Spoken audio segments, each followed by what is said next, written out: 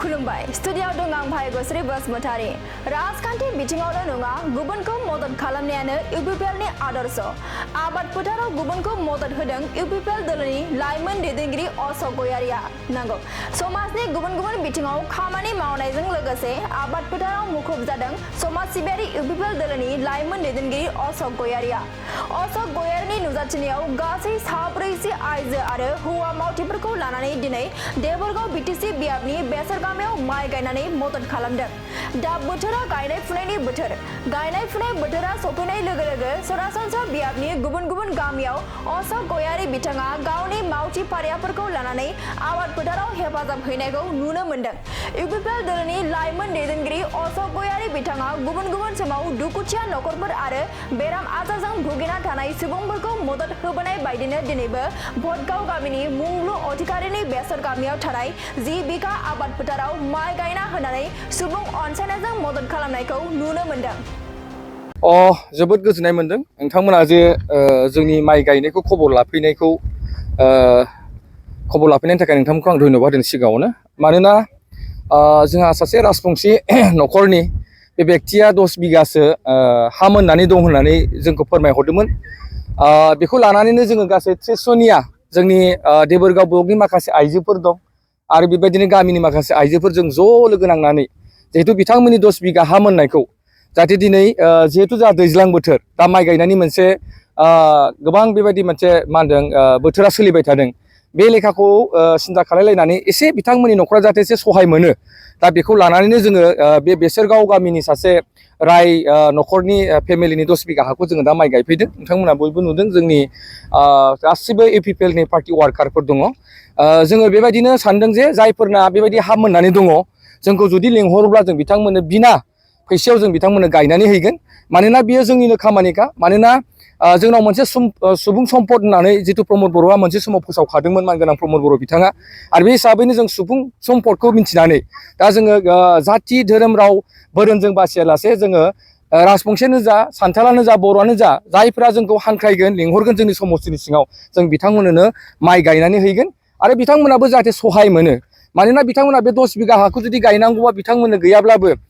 10 दिन 15 दिना नांगौमोन खिन्थु जों दिनै बिथांमोननि बे सानसेयावनो जों जि हायो बिथांमोननि 10 बिघा हाखौ जों दिनै गायना होलांगोन आरो गाबोनबो जुदि सोरबाया जोंखौ समस्तियाव लेंहरोब्ला जों बिथांमोनखौबो जों गायनानै हैगोन होननानै नोंथांमोननि बे मिडियानि गेजेरजों फोरमायदों मानोना राजखान्थि जाबाय थागोन मानोना जोङो फोथारनि समाव जोङो आबादखौ जों गायनांगोन मानोना जों माइ गायाबानो जोङो थांनानै थाया मानसि हिसाबै दा ओंखायनो बोथोरजों लोगोसे राजनितिखौ जोङो दोनथ'नानैबाबो दसे सम जिहेतु माइ गायनाय जों फोथाराव फैनानै जाहाथे बिथांमोनखौ जों एसे मानसि सुबुं सम्पद हिसाबै जाहाथे बिथांमोनखौ जों सहाय खालामनानै माइ गायनानै बिथांमोनखौ जाहाथे एसे मदद होनो हायो बे थांखिखौ लानानै जोङो बिथांमोननो जों हेफाजाब होफैदों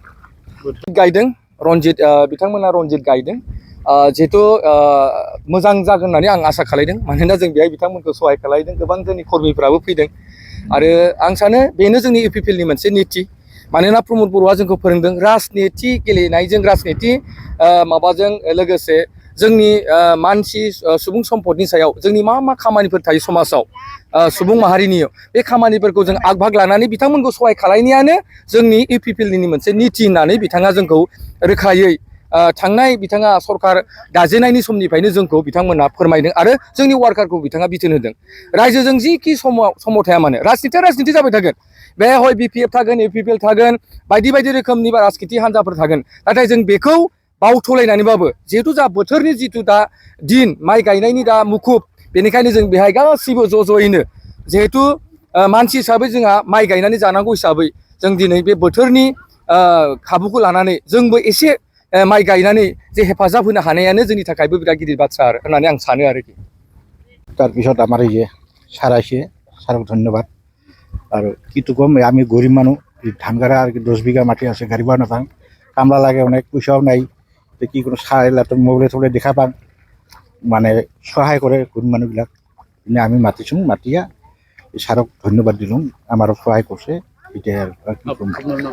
মোৰ নাম মংলু অধিকাৰী আমার গাঁওটা ভটগাঁও এটা যেটা মাটি আছে মাটিটা তো এটা বেসরগাঁও কয় মালিকটা কিন্তু পাখরিগুড়ির অনিল কেইজন মানুহে আপনার সহায় করছে এতিয়া তো মেলা মানুহ আছে এরিয়াত আছে প্রায় 40জন মান হ'ব নেকি তেনেকুৱা হাজিৰা তেনেকুৱা চিষ্টেম হ'ল নেকি এইটো? হে হাজিৰা চিষ্টেম নহয় এইটো সহায় কৰিছে সহায় কৰিছে হাজিৰা চিষ্টেম কিমান বিঘা আছে 10 বিঘা হ'ব এটা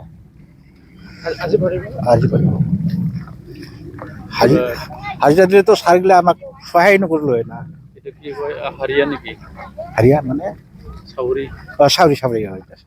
চাউৰি নিচিনা আৰু কি চাৰে জানিব এতিয়া চাউৰি দিছে আপুনি কি আপোনাৰ পৰা একো নোপাব নাই নাই আমি খুব লাগিব নেকি আমি খুলিতো আমি পালো হয় না